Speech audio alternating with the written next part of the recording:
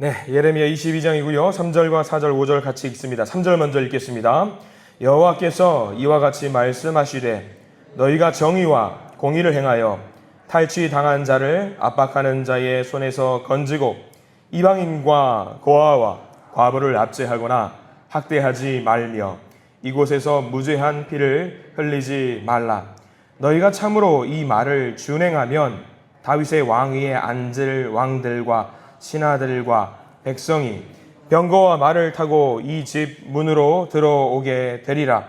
그러나 너희가 이 말을 듣지 아니하면 내가 나를 두고 맹세하노니 이 집이 황폐하리라. 여호와의 말씀이니라. 아멘. 이 말씀 가운데 하나님의 은혜가 넘치길 기도하고 소망합니다. 우리 기도하는 마음으로 먼저 고백하겠습니다. 하나님과 동행하겠습니다. 아멘. 우리 옆 사람 축복하면서 하나님과 동행하십시오. 할렐루야. 하나님과 동행하는 복된 날 되시기를 소망합니다. 그래요. 오늘 우리는 말씀 봅니다. 어제 우리는 하나님께서 제안하셨던 두 가지 길에 대한 말씀을 보았습니다. 생명의 길과 사망의 길 기억나실 겁니다. 여기서 우리가 오해하지 말아야 될 것이 하나 있다고 한다면 생명의 길은요, 우리가 사는 길을 말하는 것이 아니라고 했어요. 잘 되는 길, 안전한 길, 평안한 길이 아니라 생명의 길이라고 하는 것은 하나님께서 원하시는 길, 하나님께서 명령하신 길, 그 길로 가는 것이 바로 생명의 길이라고 말씀을 드렸습니다. 우리가 이 세상에 살다 보면 내가 죽을 것 같고 내가 정말 넘어질 것 같은데 내가 좀 어떻게 행복해지고 편안해지는 길로 가고 싶은데 그 길이 생명의 길 같은데 그 길로 가고 싶은데 하나님이 허락하시지 않을 때가 있어요. 그러면 우리는 사람들은 생각하죠. 하나님이 생명의 길로 인도하지 않는다라고 우리가 불만을 가질 때가 있습니다. 근데 그 길은 하나님 보시기에는 옳은 길이 아닐 수 있다는 거예요. 하나님은 그 길로 가는 것을 허락하지 않으셔요. 우리가 그것을 잘 구분할 수 있어야 돼요. 내가 가고자 하는 저 길이, 내가 원하는 저 길이 오히려 더 사망의 길일 수 있다라고 하는 것. 그것을 어떻게 알 수 있느냐? 여기가 생명의 길이고 여기가 사망의 길이라는 것을 어떻게 알 수 있느냐? 간단하더라고요. 믿음이 있으면 됩니다. 믿음을 향해서 그 믿음이 있으면은 이게 생명의 길인지 죽음의 길인지 알 수 있어요. 견고한 믿음이 있으면 됩니다. 예전에 재미있던 청소년 사역을 하면서 재미있는 네컷 기독교 만화가 문득 기억이 나더라고요. 어떤 한 사람이 여기 절벽에서 뛰어내려야 돼요. 저쪽 절벽으로 건너가야 돼요. 그래야지 살 수 있는 길이에요. 점프를 하자니 조금 거리가 돼요. 한번 발을 딛고 가면은 이 길을 저쪽 반대쪽 절벽으로 넘어갈 수 있는 만화였습니다. 근데 이 반대쪽 길에서 점프해! 라는 메시지가 들리는 거예요. 점프해! 그러면 점프하면 낭떠러지고 죽을 것 같은데 밑에는 안개가 자욱하고 뛰어내리면은 절벽 아래로 떨어질 것 같은데 이쪽 반대편에서는 말이 들리는 거죠. 점프해! 절절매고 있어요. 뛰어야 돼요. 그냥 그 사람이 가지고 있는 점프력으로는 점프할 수 없고 분명히 여기 한번 잠깐 쉬었다가 점프하면은 디딜 수 있었으면 좋겠는데 안개가 자욱해요. 육안으로는 점프하면은 그대로 떨어져 죽는 거예요. 계속해서 오른쪽에서는 점프해! 그런 메시지가 하나님의 음성이 들리는 거죠. 그 사람이 절절매다가 안 되겠다 싶어가지고 그냥 뛰어요. 그 만화에서는 그 안개 밑으로 쏙 떨어져서 사람이 죽어버리는 것 같은 상황이지요. 근데 그 안개 바로 밑에 뭐가 있었냐면 디딤판이 있었던 거예요. 디딤판이. 그래서 그 만화의 마지막 장면이 뭐였냐면 그 사람이 그 반대편으로 절벽 반대편으로 건너가서 올라오면서 멋쩍게 머리를 긁적이는데 음성이 들리는 거죠. 믿으라고 했잖아 라는 음성이 들리는 거예요. 믿으라고 했잖아. 생명의 길은요, 믿는 거더라고요. 믿는 거.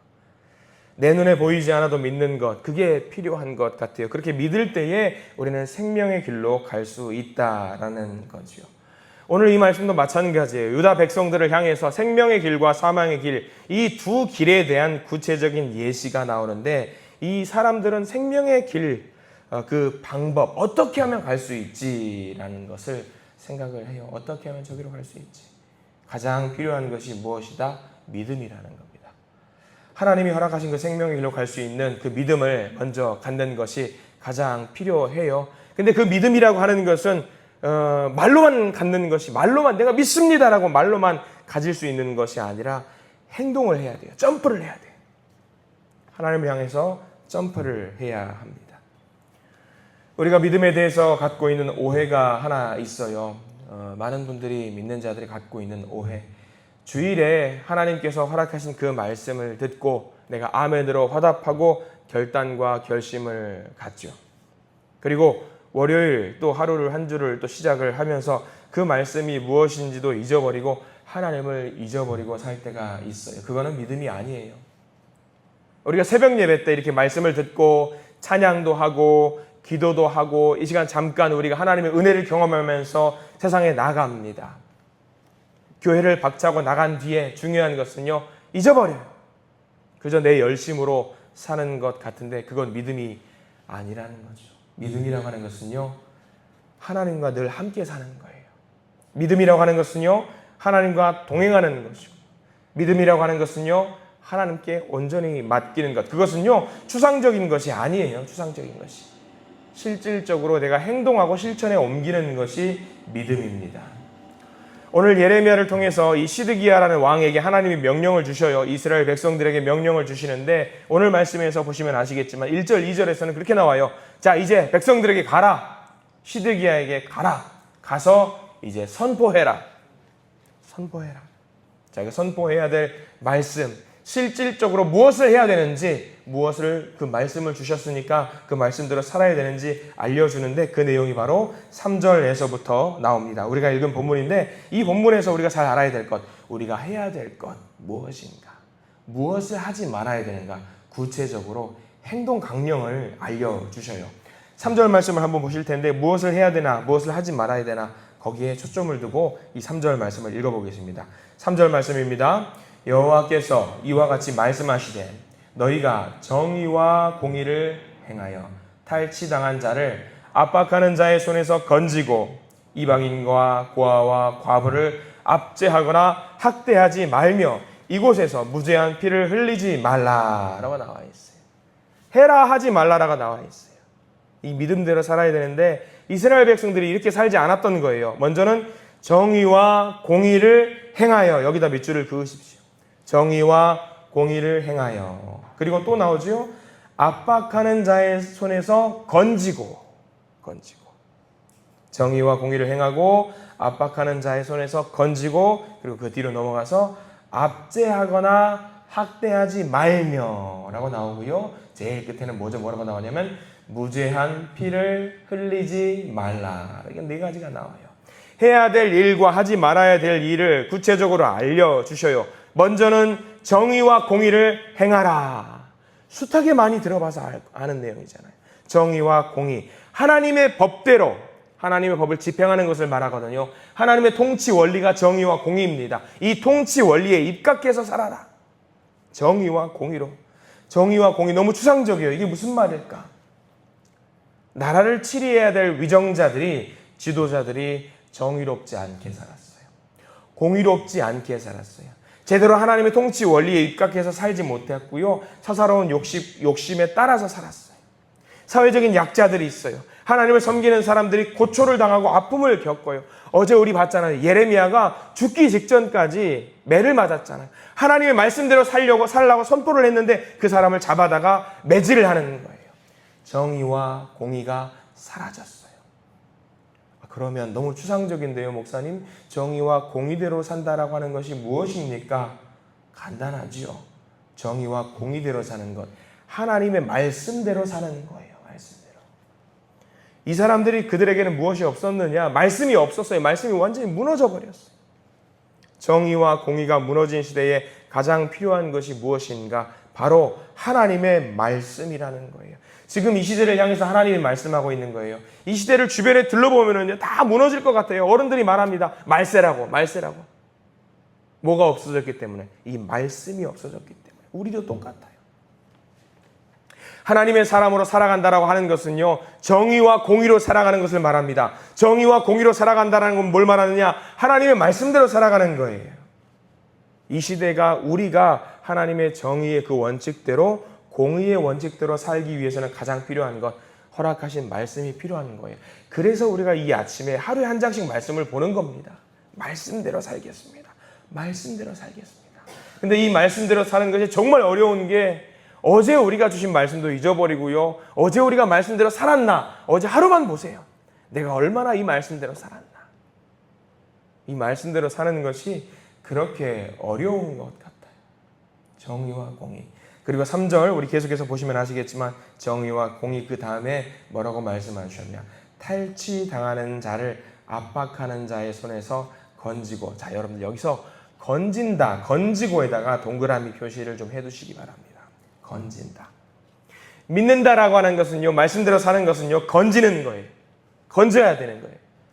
저와 여러분들도 솔직히 말해보면요, 하나님으로부터 건짐받았잖아요.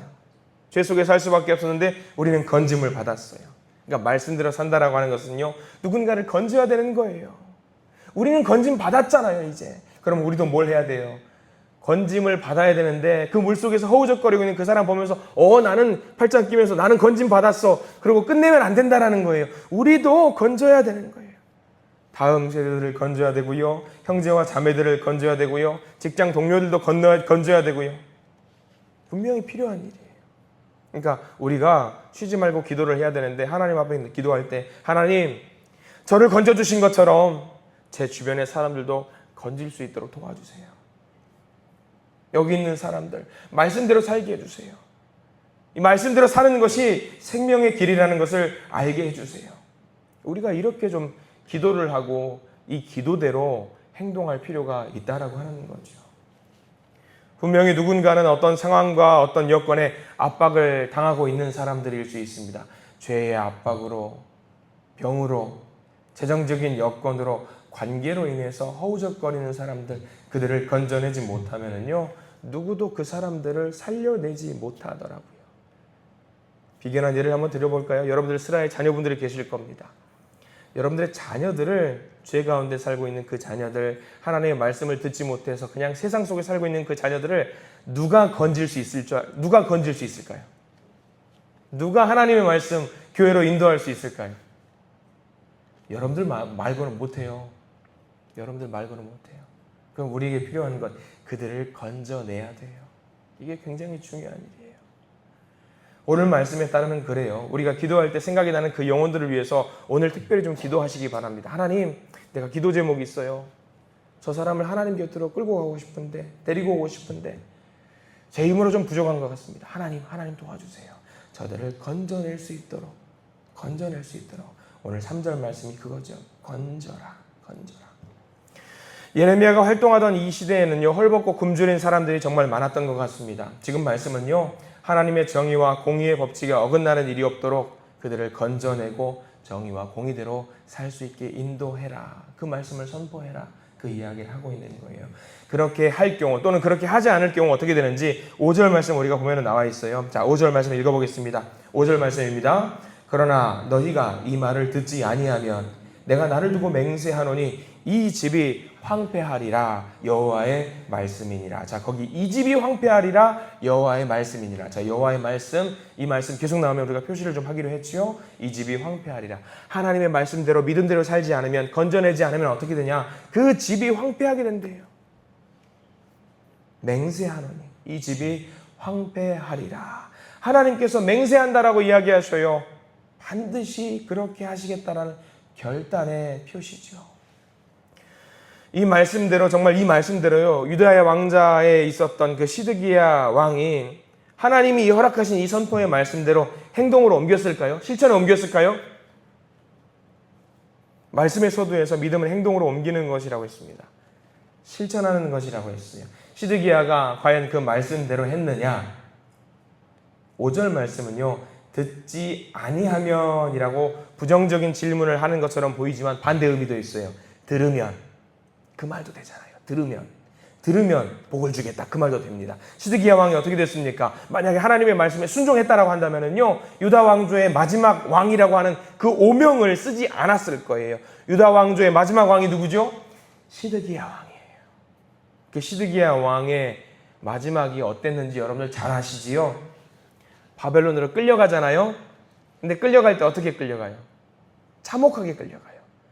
잡혀가지고 그 사람이 시드기야 생전에 마지막으로 봤던 게 무엇이냐면 그 아들들이 눈앞에서 처형을 당해요. 그리고 그걸 보자마자 다 보고 나서 시드기야 눈이 뽑혀요. 그렇게 해서 바벨론에 처절하게 끌려가요. 하나님의 말씀대로 살면 됐는데 그거를 그렇게 하지 못했으니까 처절하게 5절 말씀처럼 그 왕좌가 황폐하게 되어버렸다라는 것 우리는 성경을 통해서 잘 알고 있습니다. 하나님을 온전히 믿고 허락하신 말씀대로 순종하고요. 행동으로 옮기는 자는요. 하나님께서 돌보신다라고 하는 이 기본적인 원칙, 정의의 원칙과 공의의 원칙 이것을 지키는 것이 이렇게나 힘든가 봐요. 물론 힘든 것이 이해는 갑니다. 생명의 길로 간다라고 하는 것이 나를 내려놓는 길이잖아요. 내 생각을 죽이고 하나님의 길대로 가는 것이잖아요. 그게 얼마나 어렵겠습니까? 사람들이 살다가 내 생각대로 뭔가 일이 돌아가지 않으면 답답하고 열도 받고 화도 나고 왜 저러나 싶어요. 그래서 우리가 기도해야 돼요. 간절히 기도해야 돼요. 하나님, 생명의 길로 가게 해주세요. 주님 말씀대로 살게 해주세요. 주님이 나를 건져주신 것처럼 저도 이 땅과 이 사람들, 내 주변에 있는 사람들을 말씀으로 건지는 자의 삶을 살게 해주세요. 이렇게 간절하게 기도하시는 저와 여러분들이 되시기를 간절히 축원합니다. 나만 그 길로 가는 것이 아니라 나도 그 길 가는 것이 어렵지만 나만 그 길 가는 것이 아니라 함께 그 길 가게 해주세요. 그래서 말씀 서두에서 드렸던 그 말씀을 잘 기억하시기 바랍니다. 믿음은 행동하는 거예요. 점프하는 거예요. 믿음은 실질적으로 정말 한번 하나님 믿어보고 점프해보는 거예요. 그리고 건져내는 것이라는 거. 여러분 잘 기억하시는 우리가 되기를 소망합니다. 3절 말씀 우리가 다시 한번 읽고 이 허락하신 말씀을 간절히 마무리할 텐데요. 3절 말씀 우리에게 주시는 이 말씀으로 내가 이렇게 살아야 되겠구나. 이 3절 말씀을 다시 한번 묵상하고 우리 기도의 시간으로 나아가기를 원합니다. 3절 말씀 다시 한번 읽어봅니다. 여호와께서 이와 같이 말씀하시되 너희가 정의와 공의를 행하여 탈취당한 자를 압박하는 자의 손에서 건지고 이방인과 고아와 과부를 건지고 압제하거나 학대하지 말며 이곳에서 무죄한 피를 흘리지 말라. 이 말씀대로 영혼을 건져내시는 우리 믿음의 성도님들이 되시기를 축원합니다. 기도하겠습니다. 사랑과 은혜가 풍성하신 하나님, 오늘도 생명의 길과 사망의 길을 우리 앞에 두시고 이 생명의 길로 걸어가라고 말씀하여 그 주신 이 귀한 말씀 감사합니다. 주님, 우리의 믿음이 말에만 머물러 있지 않게 도와주시옵소서. 점프해, 이곳으로 넘어와라고 말씀하실 때에 그 말씀대로 정말 실천하면서 살아가는 정의로운 자, 공의로운 자의 삶을 살게 해 주시옵소서. 우리의 생각과 말과 행동이 주님이 허락하신 이 말씀 위에 굳게 서 있게 해 주시옵소서. 또한 우리에게 맡겨주신 영혼들을 외면하지 않게 하시고 압박과 고통을 당하는 그런 이들을 위해서 우리가 끊임없이 기도하기를 원합니다. 주여, 주님께서 나를 살려주시고 나를 건져주신 것처럼 우리의 형제와 자매들, 우리의 자녀, 손들, 우리의 직장 동료들, 나와 관계를 맺고 있는 많은 사람들을 그들도 건져내기를 소망합니다. 하나님 도와주시옵소서. 우리의 자녀들이 하나님으로 믿고 내가 가진 믿음보다 더 뛰어넘는 그런 아름다운 믿음을 갖는 내 자녀들 주님 만들어 주시옵소서.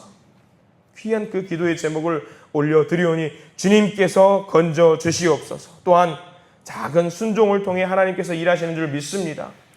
하나님 순종하게 해주시옵소서. 우리의 가정과 일터와 교회 가운데 이 작은 순종으로 말미암아 생명의 역사가 일어나는 줄 믿습니다. 하나님 그저 순종하기를 원합니다. 믿음대로 살게 해 주시옵소서. 예수 그리스도 이름으로 간절히 기도드립니다. 아멘.